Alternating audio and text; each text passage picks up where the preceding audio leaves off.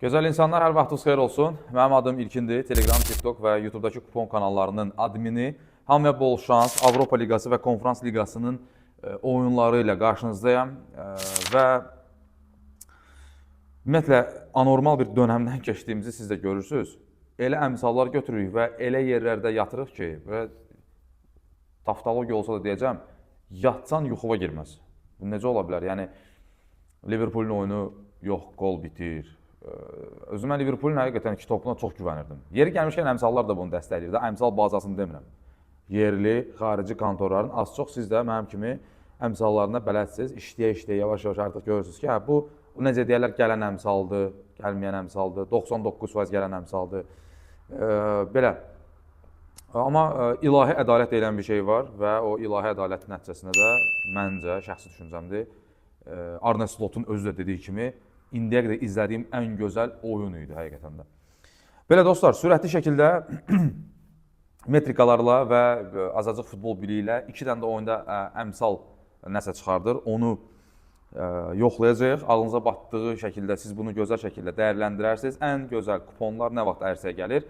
Burada dinlədiyinizdən sonra gedirsiniz, özünüz də bir ora-bura baxırsınız, götür qoyulursınuz. Mənim təbii ki, gözümdən qaçdığım bəzi məqamlar var və onu gözəl şəkildə dəyərləndirirsiniz.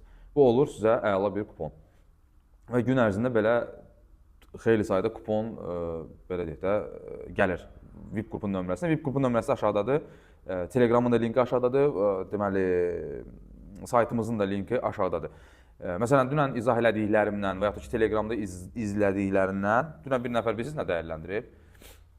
Rafinha vurar, Harry Kane vurar, Dembeləni də deyir, ayrıca götürdüm. Sonradan gördüm deyə Telegram atdığı. Çünki mən demişdim ki, Harry Kane qol vursa, ilk İngiliz futbolçu olacaq ki, Çempionlar Liqasında bir mövsümdə 10 qol vuracaq da, düzdür? Bu, məsələn, məqamları qaçırmaq olmaz.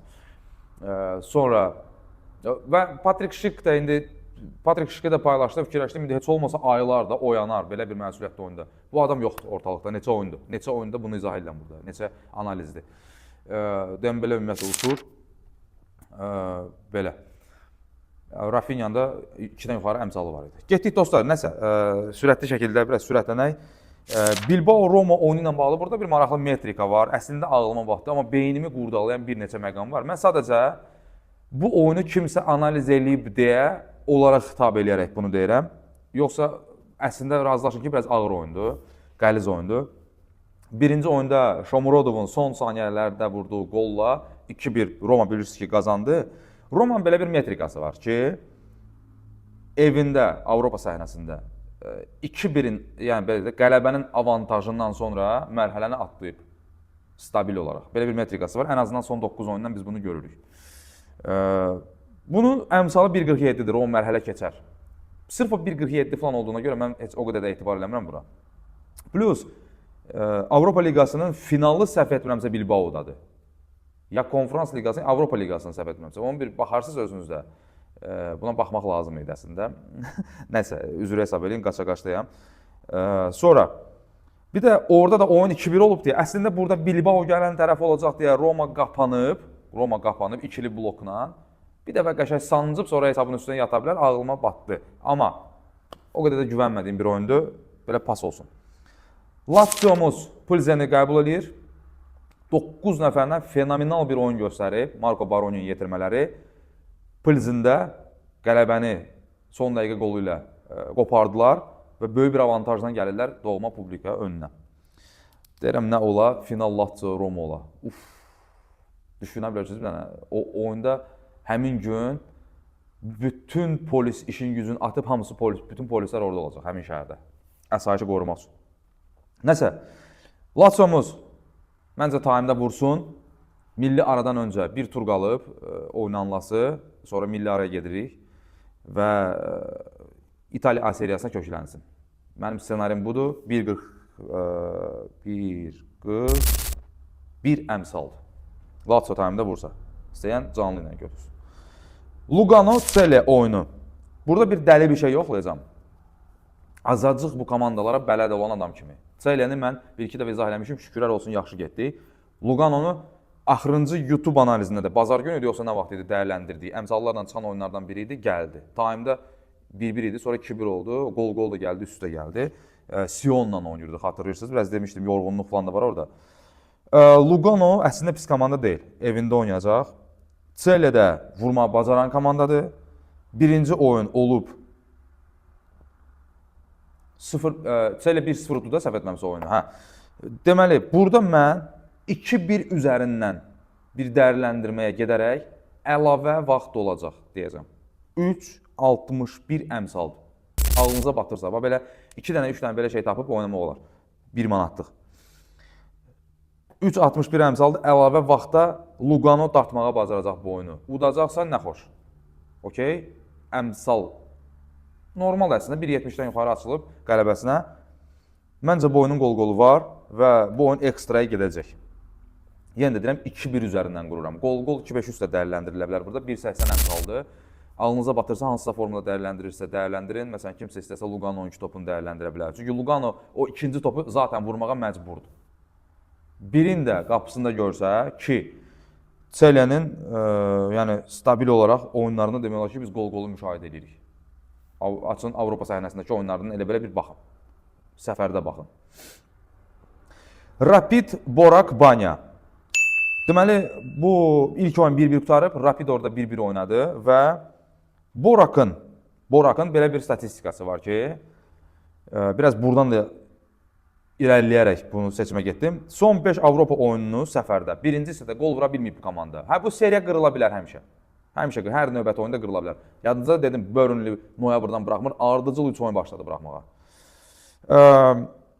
Rapid işi çözməlidirsə, birinci hissədə çözməlidir. Birinci hissədə qolu 1.49 əmsal. Ağlınıza batırsa. Deməli, mənim bəxtim gətirməyən bir komanda var, Manchester United. United'ın özünün bəxti gətirmir, amma zarafat Avropada uduzmur hələ də komanda. Deməli, undefeated, hər yerdə adın yazırlar. İlk oyunu 1-1 olub. Burada Sociedad'ın qoluna getmək olarmı fikirləşdim, United'ın ev oyunundan dolayı. Valla United elə komandadır ki, hamını tərslədir. Hətta United azarkeşlərinin özünün də Avropa Liqasında cəmi bir dəfə evində, Avropa Liqası oyunlarına görə söhbət, cəmi bir dəfə evində qapısını toxunulmaz saxlaya bilən bir komandadan danışırıq. Sociedad təhlükəli komandadır. Geniş kupona Sociedad'ın bir topu. Ağlınıza batırsa, inşallah bu United'ı uçurdar. Amma biz belə dediksə United mərhələ keçəcək yəqin. Bu tərsi oynayaq həmişə. Bu arada Sociedad'ın qol vurması o demək deyil, mərhələ keçəcək. Ümumiyyətlə. Rangers Fenerbahçe oyunu, ilk oyunun hesabını yəqin deməyə ehtiyac yoxdur. Amma yenə də birdən kiminsə analizini asanlaşdırırsa, Rangers səfərdə Kadıköydə 3-1 hesabı ilə uddu. Qələbə qazandı və time'da qol-qol iyi gələn oyundur. 3.60 əmsaldır. Kim necə istəyir, elə də dəyərləndirsin. Zaten Fenerbahçe'nin son 3 Avropa Liqasındakı son 3 səfər oyununda time'da qol-qol qeydə alınıb. Hətta mən fikirləşirəm Fener davam eləyə bilər. Nə qədər davam eləyəcək o məsələ var. Türkiyə mətbuatı yazır ki, doğrudan da insanları görünənlə alladılar. Yazır ki, fanatik qazet yazıb bu gün. İndiyə qədər Fənərə gələndən Mourinho heç bir oyunda belə analiz aparmayıb, detallı analiz aparmayıb. Sən xəbərə bax, mətbuatın gününə bax, düşdüyü duruma bax. Bu nə xəbərdir? Onun işi odur da. Deyir, o vaxtı bir nəfər zəng gelib Mirşahinə, deyib ki, xəbər eşitdik, dedik sizdən dəqiqləşdirək. Deyir, nə xəbər? Deyir, eşitdik, ata olmusunuz? Deyir, valla mənim ata olmağım xəbər deyil, axı mən ana olsaydım xəbər olardı. Amma ata olmağım təbiidir, deyir. Yəni, qəşəng əslində cavabdır. Belə, Tottenham Alkmaar oyunu. Birinci oyundan sonra mən VIP qrupa yazmışdım ki, indəndən Tottenham'ın 2 topunu götürün. Yəni, orada artıq vurmalısan və vuracaqsan da. Solanke'də qaydı baxı, birinci oyunu Tottenham rəsmən oynamadı. Əlini hər şeydən üzmüş Tottenham. Alkmaar'ı sevirəm, bilirsiniz. Zaten Alkmaar potensial olaraq həmişə bir qolu var. Tottenham, White Hart Lane'də, deməli, indi köhnə adı ilə deyirəm də, White Hart Lane, fanatlar hələ də elə adlandırır onu, o stadionu. Deməli, Levi deyirəm, nə ənənələri öldürdüyə. Deməli, time'da vurmasan, əmsalı görürsünüz, Tottenham. 2 top vurmasan bu Alkmaara, Solanke'də qaydı, Brennan Johnson uçur. Özü time'da, Tottenham'ın oyunlarında biz bəzən belə bir şey görürük. 9-cu dəqiqə qədər qol gəlir bir də görürsünüz. Hop, flash score açırsan baxım ki, çay təzə süzdün, oturdum, baxdım, Brennan Johnson vurub. Nətər vurdu ya? Bəs bir stəkan çay süzüb gəldim. Sonra da Allah yalvarsan ki, yenə də qol olsun. Time'da vurmasan, 2 top vurmasan, 3-cünü vurmasan, Allah sənin bəlanı versin Tottenham. Başqa sənə heç nə demirəm. Mən Postecoglunu həqiqətən sevirəm, amma həqiqətən ciddi kadr itkiləri var idi. Amma artıq bax Solankesi falan hamı heyətdədir. Hümminson, Brennan Johnson artıq heyət hazır. Bilməm indi Madisonu oynadar yoxsa yox. Bentancuru, Bergvall və s. və axır. Yəni Alkmaar nə qədər qapana bilər? Məncə birinci qoldan sonra Alkmaar da çözülməyə başlayacaq və ondan sonra 2 hətta 3 də gələ bilər. 3-cü topu Tottenham'ın bu arada. Elə belə yazdım kənara 2.40 aldı. Fiorentina Panathinaikos. İlk oyun thriller olub 3-2. Amma ilk oyunda belə bir şey vardı. Moisekin ağır zədədən qayıtmışdı. İlk oyunuydu. Dodonu cinahda gördüm ön hücumda, sağda. Hücumun sağında. Dedim ki bu nədir? Dodo nə gəzir orada? Dodo tipik cinahdan 90 metr dəqiqə dala qabağa işləyən müdafiəçidir, sağ müdafiəçidir. Bugün bilməm nətər olacaq. Zaniolonu bunlar maliyyə məsələsinə görə çox vaxt vermirlər. Çünki Galatasaraya 15 milyon ödəməli olacaqlar avtomatik. Bu qədər, yəni oyunda orada nə qədər qalmışdı, belə deyək də. Əlavə olaraq 9 oyunda 30 dəqiqə meydana çıxsa, Galatasarayın kassasına 15 milyondan artıq pul girəcək də. Amma, yəni oynat da qardaşım. Bu Paladino'nun, indi bu oyunu detallı bir gedəcək üstündən. Panathinaikos oynayan komandadır. Nə qədər qapanacağı bu Olympiakos deyil. Olympiakos hətta çıxdı oynamaq istədi, 3-ün gördü qapısında Bodo Glimt'lə oyunda. İlk dəfədir ki, mən Olympiakosun 3 top buraxdığını görürəm, hətta 2 top buraxdığını görürəm. Nəsə, əl-qərəz.